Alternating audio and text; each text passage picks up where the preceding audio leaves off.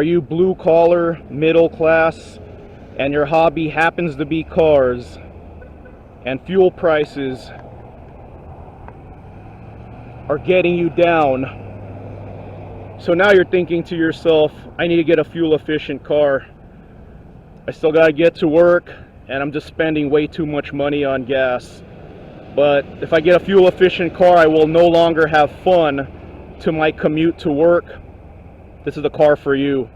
Fuel efficient and fun. Headed to work right now, but before I go, I'm gonna get some food. Here's another shot of the car.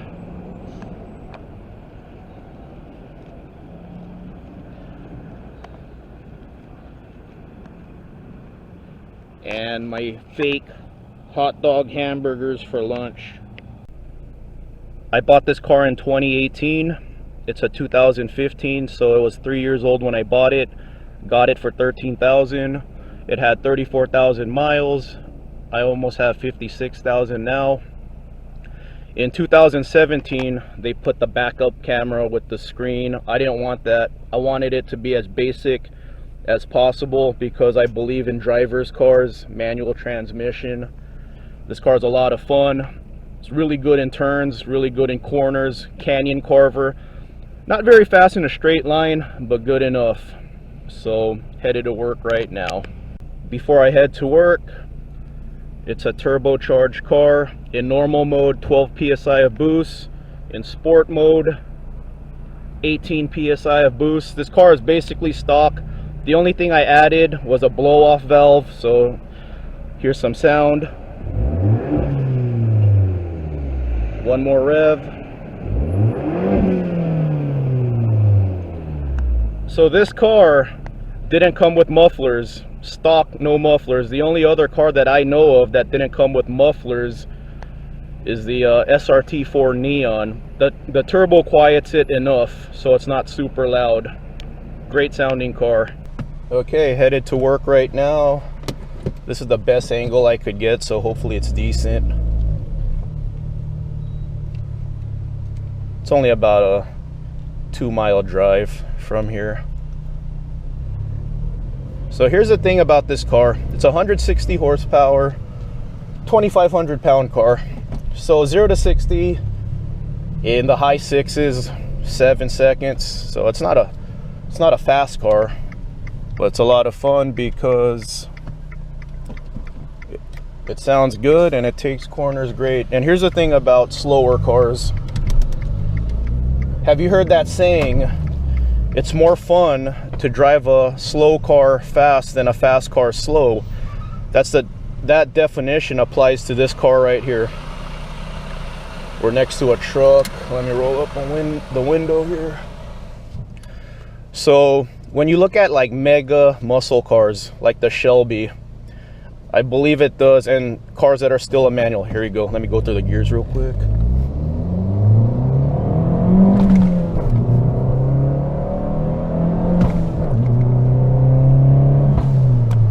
So when you look at mega cars like the Shelby, that's 600 horsepower, in first gear, it's still available with the manual transmission. In first gear, that car's already doing 60. So you saw right now, I was able to go through a couple of gears before I hit 60. I didn't redline it through all the gears. I don't think so anyway. I think I was short shifting it, but we'll do it again right here. So I'll go through a couple of gears here. I'll go ahead well, let's see, second gear. See, I redlined second gear and I wasn't even going 60. So in a mega horsepower car, you're doing like 60 in first gear. So that's what's fun about this car, is you could actually go through gears. You could actually have fun with the car. And you know, if you enjoy driving manual, part of the fun is going through the gears. Yeah, I'm almost at work right now. And then usually when I get this light right here, if I get a green and there's no one in front of me, I'll take this turn nicely. So yeah, if you're looking for a fuel efficient car, you know, you're probably thinking to yourself, man, I'm gonna get something boring. But you don't have to get something boring. get something like this. And then, yeah, taking the side streets, no need to take the freeway right now. So that's where I have my fun with this car. So all right, I'm gonna get an underpass right here. Let me roll down the window. So you know what I'm gonna do, right? Of course I'm gonna rev it under the underpass. So get ahead of this truck, coast in neutral, and then rev it under the underpass. Yeah, that's, like I said, even though this car is, you know, it's not the fastest car. You could probably see the speedometer. It's not an extremely fast accelerating car, but it's quick enough to be entertaining. And like I said, part of the fun of driving a manual, or the fun of driving a manual, is being involved in the drive. It's a driver's car. So, you know, if you're not entertained watching tic-tac going to work and you actually enjoy the drive, this is the car for you. See, I'm short shifting this car, you know, I put a blow-off valve in this car, you know, so it'll be more entertaining sounding. And at 3 psi you could hear some blow-off valve sound. So here it is. Here's my job right here. Like I said, blue collar guy, and I'll take this turn fairly quick, no tire squeal, and then we'll slow down going into the parking lot. Next time you're on a commute, just observe people, and you'll probably notice that most people are by themselves in their vehicles. So you don't really need a big vehicle. It's okay to drive a car that's fun, that's the size of a shoe.